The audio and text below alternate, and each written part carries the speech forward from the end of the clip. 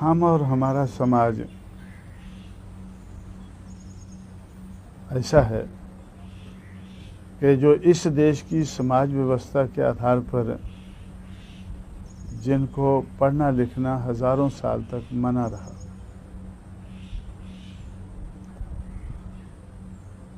और उसके शिक्षा के अभाव के कारण जिंदगी के हर पहलू में ये लोग नीचे गिरे। हमसे पहले जिन महापुरुषों ने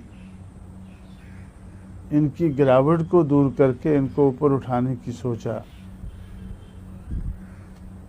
तो ये बहुत पहले उन्होंने ये सोचा कि बहुत से कारण है इन लोगों की गिरावट के, लेकिन इसमें सबसे बड़ा कारण है शिक्षा का अभाव। तो शिक्षा के लिए सिर्फ हमने ही कोई प्राथमिकता नहीं दी है, बल्कि 1850 से लगभग 150 साल पहले महात्मा ज्योतिराव फुले ने जब इन लोगों को उठाने का काम शुरू किया, तो उस वक़्त से उन्होंने ये काम शुरू किया था।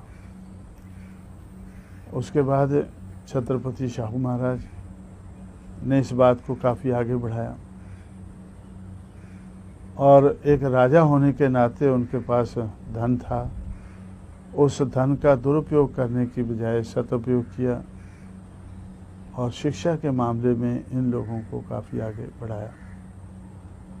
फिर बाबा साहब अम्बेडकर को ये मौका मिला संविधान बनाने का, संविधान बनाकर फिर उसको लागू करवाने का। तो तब उन्होंने शिक्षा के मामले में ये लोग सिर्फ पढ़ना लिखना ही ना सीखें, बल्कि उच्च शिक्षा की तरफ उन्होंने काफ़ी ध्यान दिया।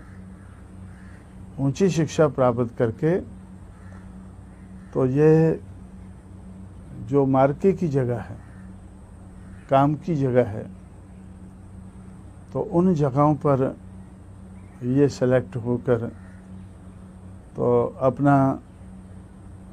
अपने समाज को, दबे कुचले समाज को ऊपर उठाने का काम कर सकें। तो ऐसा उन्होंने भी ये सोचा और किया, और उससे सबक सीखकर हम लोगों ने सोचा कि ये इस मामले में हमें पीछे नहीं हटने, गाड़ी पीछे नहीं हटनी चाहिए, आगे बढ़ती रहनी चाहिए। जितना हम अपनी ज़िंदगी में बढ़ा सकते हैं हम बढ़ाएंगे। और यही नहीं, हम लोगों ने ऊंची शिक्षा हासिल करके ऊंची नौकरियों पर या ऊंचे जो ओहदे हैं उनके ऊपर जाने के लिए जिन लोगों को मौका नहीं मिला है, अभी तक नहीं मिला है, उनको मौका देने का हमने प्रबंध किया। इसीलिए हमने पिछले मौके पर ही भागीदारी भवन बनाना शुरू किया था, और अब जब दूसरा मौका मिला सरकार बनाने का, तो वो भागीदारी भवन अभी ऑपरेशन में आया। तो जब हमें ये फैसला करना पड़ा कि हमें प्रेसिडेंट रूल को समाप्त करके सरकार बनानी चाहिए, तो किसी एक पार्टी की सरकार बन नहीं रही थी, तो हम लोगों ने बीजेपी के साथ समझौता करके सरकार बनाई। और इस तरह की सरकार बनाई कि पहले 6 महीने के लिए बीएसपी इसको चलाएगी और आखिरी 6 महीने के लिए बीजेपी चलाएगी। अब 6 महीने का समय तो कम होता है, सरकार चलाने के लिए नॉर्मली 5 साल मिलते हैं। तो मुझे ऐसा लगा कि हम जो करना चाहते हैं और जिस तरह से हम अपने मूवमेंट को चलाते हैं, तो थोड़े समय में ज़्यादा रिज़ल्ट दिखा पाते हैं मूवमेंट के मामले में। तो इससे मुझे ऐसा लगा कि सरकार चलाने में भी हम थोड़े समय में ज़्यादा रिज़ल्ट दिखा सकते हैं। तो इसलिए मैंने अपने पार्टी के मुख्यमंत्री मायावती से कहा कि मैं कोशिश करके आपको 6 महीने के लिए सरकार चलाने का मौका दे रहा हूँ, लेकिन 6 महीने में भी 6 साल का काम किया जा सकता है। जो दूसरे लोग, आम लोग 6 साल में काम करते हैं, वो हमारे मूवमेंट में ढले हुए लोग 6 महीने में कर सकते हैं। तो सरकार के हर पहलू में को टच करते हुए मैंने उनसे बताया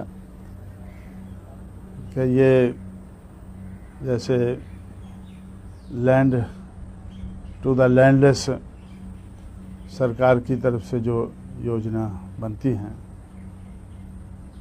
तो मैं तो समझता हूँ कि जो 20-22 साल में काम नहीं हुआ है वो 6 महीने में हो सकता है। उन लोगों ने कागज़ के ऊपर पट्टे काट के दिए हैं, लैंड टू द लैंडलेस। अब हमें पोजेशन देना है। जितने पट्टे उन्होंने 1972 से लेकर 1994 तक काटे हैं 22 साल में, और मैं समझता हूँ कि 6 महीने में हम उनका पोजेशन दे सकते हैं, क्योंकि लैंडलेस के लिए पट्टा इतना इम्पोर्टेंट नहीं है जितना पोजेशन इम्पोर्टेंट है। तो इसलिए ये काम जो उन्होंने 22 साल में कर लेना चाहिए था, तो वो उन्होंने नहीं किया। तो आपको ये 6 महीने में करना है। इसी तरह से डॉक्टर अंबेडकर ग्राम विकास योजना, ये सेंट्रल गवर्नमेंट ने अंबेडकर की बर्थ सेंटेनरी मनाने के मौके पर बनाई, और उसमें राज्यों को ये स्कीम लागू करनी चाहिए। लेकिन पूरे देश में कोई भी प्रदेश इसको लागू करता हुआ हमें नज़र नहीं आया। तो मैंने अपने मुख्यमंत्री से कहा कि 6 महीने में आप इसको बड़े पैमाने पर लागू करके दिखाएं। इससे उत्तर प्रदेश में तो लाभ होगा ही, लेकिन दूसरे प्रदेशों में भी उनको इससे प्रेरणा मिल सकती है, सबक मिल सकता है। और इसी तरह से जो गवर्नेंस के और पहलू हैं, उनकी तरफ भी मैंने काफ़ी ध्यान दिलाकर उनसे एक एक करके बताया कि हर फील्ड में कम से कम 6 साल का काम इन 6 महीनों में आप कर सकती हैं। तो इस किस्म का चैलेंज इनके सामने रख के इनको सरकार चलाने का मौका दिया, और मुझे ऐसा लगता है कि उस दिशा में ये काफ़ी हद तक कामयाब हुई। संदेश की तो इस देश में कोई कमी नहीं है। कमी अगर है तो उसको करने की कमी है। इसलिए मैं तो इसी में विश्वास रखता हूँ कि संदेश दूसरों का, प्रोग्राम दूसरों के, प्लानिंग दूसरों का, लागू करना हमारा काम है। क्योंकि दूसरे लोग तो बहुत अच्छा प्लानिंग करते हैं, प्रोग्राम भी अच्छे बनाते हैं, रेजोल्यूशन बहुत बढ़िया बनाते हैं। तो जब हमारे आगे बढ़ने से कांग्रेस पार्टी पीछे हट रही थी, तो राजीव गांधी मुझसे मिले। उन्होंने कहा कि भाई आप हमारा इतना विरोध क्यों करते हैं?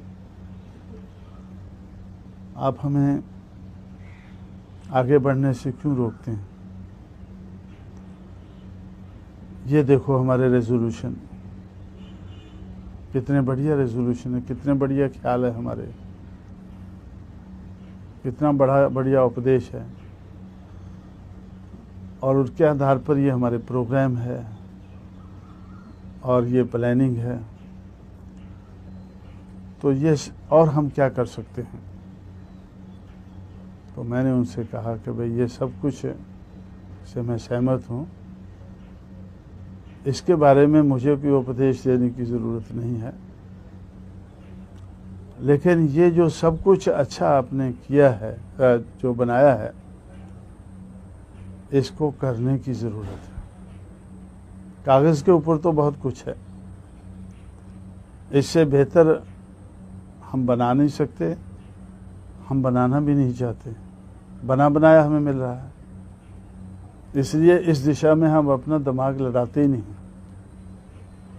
तो ज़रूरत अगर है तो करने की है। तो इसलिए तो मैं समझता हूँ कि मुझे भी कोई नया उपदेश देने की कोई ज़रूरत नहीं है। उपदेश देने वालों की इस दुनिया में, इस देश में कोई कमी नहीं है, लेकिन उस उपदेश को लागू करने की कमी है। तो वो कमी पूरा करने के बारे में हम हमेशा